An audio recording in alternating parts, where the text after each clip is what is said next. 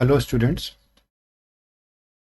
आज की क्लास में वेरिएबल डिक्लेरेशन, असाइनमेंट और उसका इनपुट आउटपुट कैसे करते हैं ये हम सीखेंगे। तो आपको ऐसे डिक्लेयर करना होगा प्रोग्राम में इंट एज। एज आपका वेरिएबल नेम है, इंट डेटा टाइप है। यहाँ अभी था a variable has a name and type, तो नेम हो गया एज एंड टाइप हो गया इंट। तो int age comma roll number, दो वेरिएबल ले रहे हैं, एक एज और एक रोल नंबर। आप int age comma roll number single statement में दे सकते हैं, आप इसको दो लाइन में भी दे सकते हैं। इंट ये दोनों के लिए वैलिड है, एज के लिए भी रोल नंबर के लिए भी। बीच में कॉमा से सेपरेट किया है और एंड में सेमीकोलन आना है। अगर आप एक और वेरिएबल यूज करना चाहते हैं तो यहां कॉमा लगा के आप कुछ भी और टाइप कर सकते हैं। तो एक ये थर्ड वेरिएबल भी हो जाएगा और उसका डेटा टाइप होगा INT। Age and roll number integer type के हैं, इसमें आप इंटीजर वैल्यू स्टोर कर सकते हैं। इंटीजर आपको मालूम है मैथ्स में नेगेटिव के नंबर्स होते हैं, जीरो होता है और पॉजिटिव नंबर्स होते हैं, उसमें डेसिमल नहीं आता। फ्लोट डेसिमल के लिए होता है, जैसे आप कोई अमाउंट 5.2, 7.2, 8, 9 स्टोर करना चाह रहे हैं तो डेसिमल के लिए आता है फ्लोट। नाउ एज में आपने वैल्यू स्टोर कर दी, ये इक्वल टू होता है असाइनमेंट ऑपरेटर। राइट साइड की वैल्यू लेफ्ट में असाइन होती है। एज में स्टोर कर दिया 23, रोल नंबर में 5, अमाउंट में 34.56। ये तीन वैल्यू असाइन हो गई। अब इसके बैकग्राउंड में चलिए, जैसे आपने ये ऊपर डिक्लेयर किया int age comma roll number, तो आपका प्रोग्राम जब आप रन करेंगे, जैसे ही आपने डिक्लेयर किया int age comma roll number, उसी टाइम आपकी मेमोरी में जब आप प्रोग्राम रन करते हैं तो वो आपके मेन मेमोरी में रन होता है। सिस्टम के मेन मेमोरी मीन्स रैम में। जैसे ही आपने बोला int age comma roll number, मेमोरी में एज और रोल नंबर ये दो वेरिएबल्स के लिए अलग अलग स्पेस रिजर्व हो गया। अब कितना स्पेस रिजर्व हुआ? इंट है, इंट 4 बाइट्स लेता है यूजुअली, तो 4 बाइट्स का एक स्पेस एज के लिए रिजर्व हो गया, 4 बाइट्स का एक स्पेस रोल नंबर के लिए रिजर्व हो गया। फ्लोट अमाउंट, तो अमाउंट वेरिएबल नेम हो गया, फ्लोट भी 4 बाइट्स कंज्यूम करता है, वो भी एक मेमोरी स्पेस रिजर्व हो गया।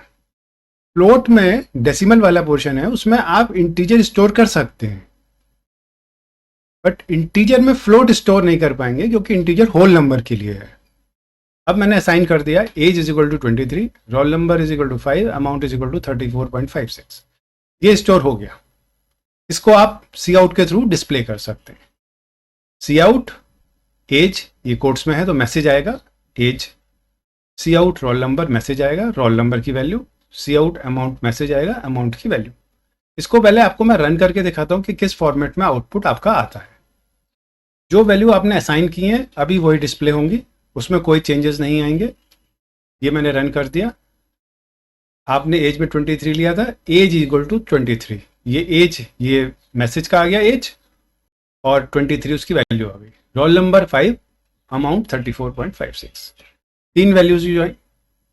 अब सपोज करो सेम एज को मैंने एक और स्टेटमेंट दिया और उसमें एज में 33 स्टोर कर दिया, रोल नंबर में 15 स्टोर कर दिया एंड अमाउंट में 434.76 स्टोर कर दिया।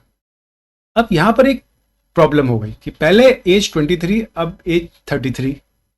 जब आप सी आउट एज करेंगे तो फर्स्ट वाली वैल्यू कंसीडर होनी चाहिए या जो आपने लेटेस्ट इनपुट किया है वो कंसीडर होनी चाहिए।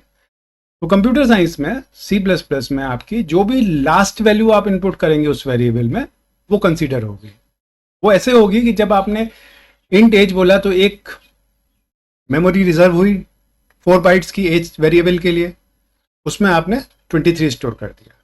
नेक्स्ट स्टेटमेंट जब आपका एज इज इक्वल टू 33 आया तो उस 23 के ऊपर 33 ओवरराइट हो गया सेम मेमोरी लोकेशन पर। लोकेशन तो एक ही है मेमोरी की एज के लिए, उसी लोकेशन पे 23 के ऊपर 33 ओवरराइट हो गया। ऐसे ही रोल नंबर 5 के ऊपर रोल नंबर 15 स्टोर हो गया और अमाउंट जो पहले वाला था उसके ऊपर 434.76 स्टोर हो गया।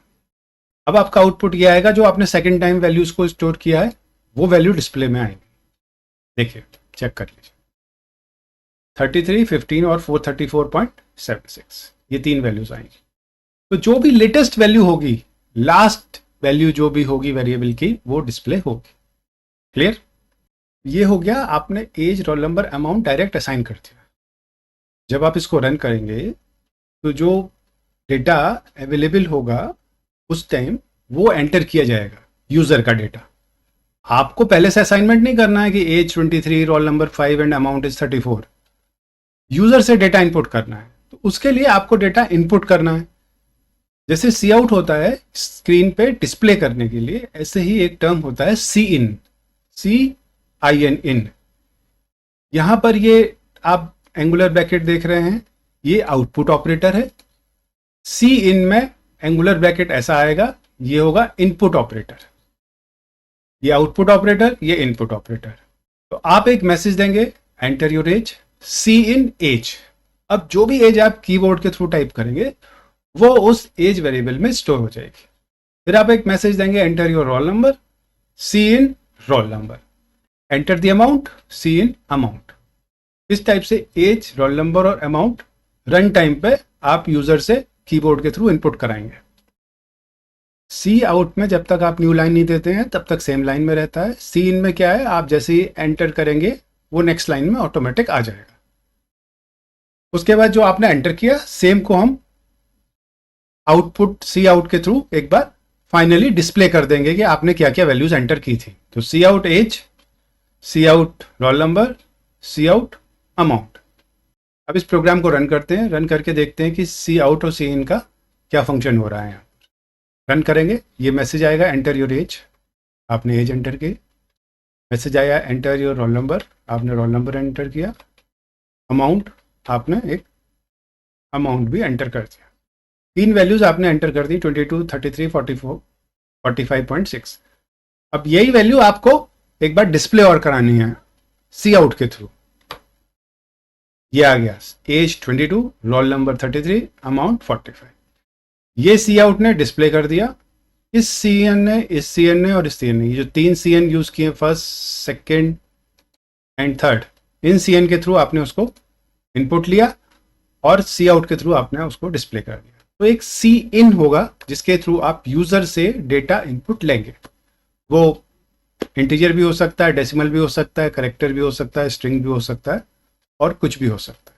तो डेटा टाइप को आगे डिटेल में करेंगे, अभी जिसका यूज है इंटीजर, फ्लोट, इनको करते हैं। ABC 3 वेरिएबल डिक्लेयर किए, C out first number, C in A, C out second number, C in B, C equals to A+B, C out C. आपने ए और बी जो यूजर से इनपुट कराया था उसका सम किया और उसको डिस्प्ले किया। इसको रन करते हैं, रन करके 2 नंबर आपसे वो इनपुट लेगा, उन 2 वैल्यूज को सम करके आपको डिस्प्ले कर देगा। 2 नंबर आपको इंटीजर इनपुट करने होंगे। आपने फर्स्ट नंबर एंटर किया 55, सेकंड आपने किया 66, आंसर कितना आ गया 121। 55 और 66 को ऐड कर लीजिए आप, 121 आंसर है। तो इस टाइप से हम सिंपली कैलकुलेशन करेंगे, वेरिएबल्स को इनपुट कराएंगे, उसके ऊपर जो फॉर्मूला अप्लाई होना है वो फॉर्मूला अप्लाई करेंगे और प्लस माइनस इंटू डिवाइड ये सब करेंगे। ये एक सेपरेट टॉपिक है ऑपरेटर्स। नेक्स्ट क्लास में पहले ऑपरेटर्स डिस्कस करेंगे, उसके बाद उन ऑपरेटर्स को वेरिएबल्स पे इम्प्लीमेंट करके देखेंगे। आज की क्लास में इतना ही। Thank you.